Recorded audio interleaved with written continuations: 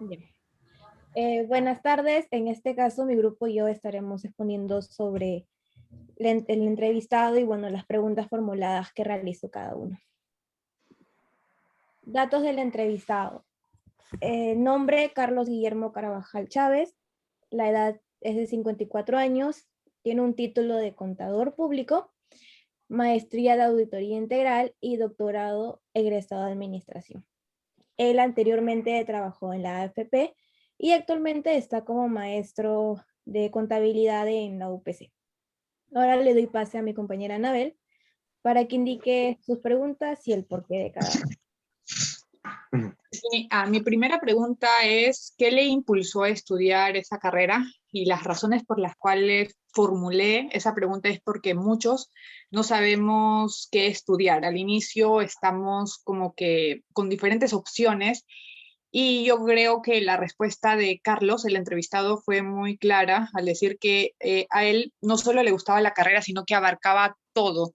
Y bueno, él decidió estudiarlo y ahora ya tiene hasta un doctorado y ejerce muy bien su carrera. En cuanto a cuál ha sido su experiencia más complicada dentro de su práctica profesional, yo considero que en toda profesión hay sus dificultades y hay que saber cómo salir de ellos y solucionarlas. Y el entrevistado también nos comentó ciertas dificultades que tuvo y tuvo que afrontarlas, y me parece muy bien, y me parece que una persona con tanta trayectoria que lo diga es como que sorprendente, porque a él se nota que le ha pasado diferentes cosas bastante complicadas y lo ha sabido afrontar. Gracias. Doy paso a mi compañero Carlos Miranda. Muchas gracias, Anabel. Bueno, la pregunta que me tocó formular a mí es la siguiente. Para usted, ¿cuáles serían los 5 principales hábitos que debería desarrollar un contador para destacar ante sus demás colegas, ¿no?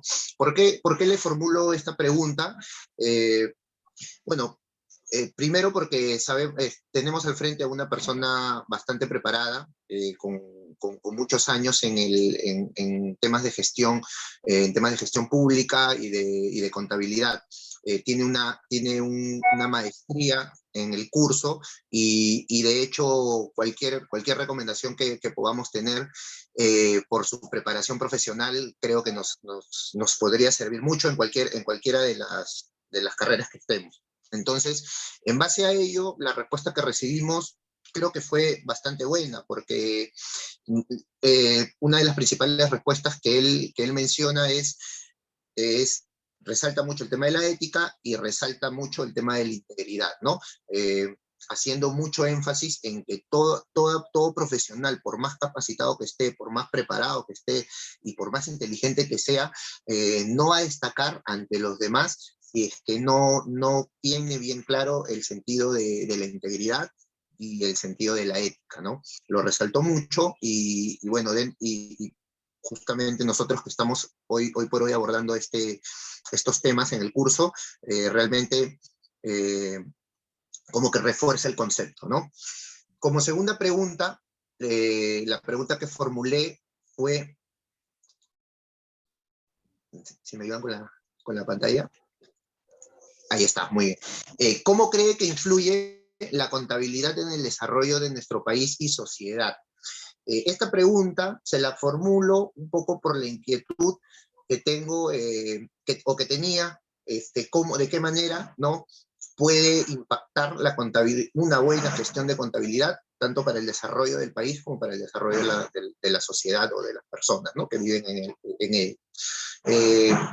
Y bueno, nos comenta desde su óptica, obviamente amplia y súper preparada, el doctor Carlos nos comenta de que la contabilidad tiene mucho impacto en la sociedad y en el país, debido a que gracias a la contabilidad es que las grandes empresas, las empresas medianas y pequeñas, dan a conocer también sus estados financieros, sus estados de pérdidas y ganancias, que a fin de año todas las empresas están obligadas a hacerlas públicas en algunos casos, ¿no? Y gracias a ello es que entidades supervisoras o reguladoras tienen toda la óptica para poder ver las ganancias que van teniendo estas empresas y qué tributos les corresponden pagar, ¿no? Y estos tributos, como ya sabemos, colaboran y repercuten para que el Estado finalmente pueda utilizarlos y destinarlos a obras que van a favor del desarrollo de la sociedad, ¿no? Y del país. Esas fueron las dos preguntas que yo formulé y ahora le doy paso a mi compañero David para que pueda contarnos las últimas dos preguntas. Gracias, Carlos.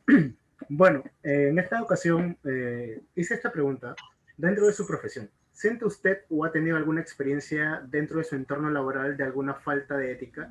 Le hice esta pregunta básicamente porque dentro de su entorno laboral, que es la contabilidad, que se trata de manejar números, una que otras personas pueden sacar provecho de, digamos, haciendo alguna cuenta falsa, ¿no? Con tal de querer llenar los bolsillos de uno o verse beneficiado, ¿no? Ya sea en empresas o, digamos, para nuestro propio banco, que de la Reserva del Perú, ¿no?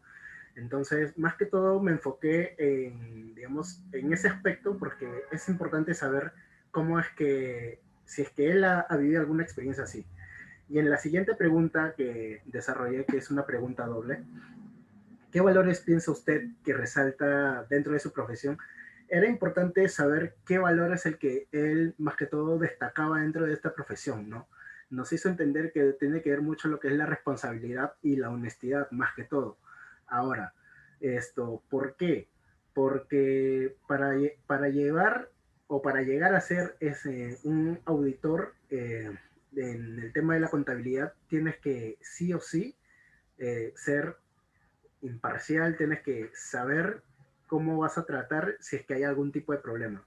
Ahora, algún dilema moral que usted tuviese en algún momento, esta pregunta se la hice más que todo para saber cuál iba a ser su respuesta, ¿no? Y en base a su respuesta nos dimos cuenta que el señor Carlos es una persona honrada, honesta, que realmente no le va a temblar la mano al momento de poner en su sitio a las personas que quieran sacar provecho de, de estas situaciones, ¿no? Más que todo, por eso elaboré estas tres preguntas, en sí, una pregunta normal y una pregunta doble.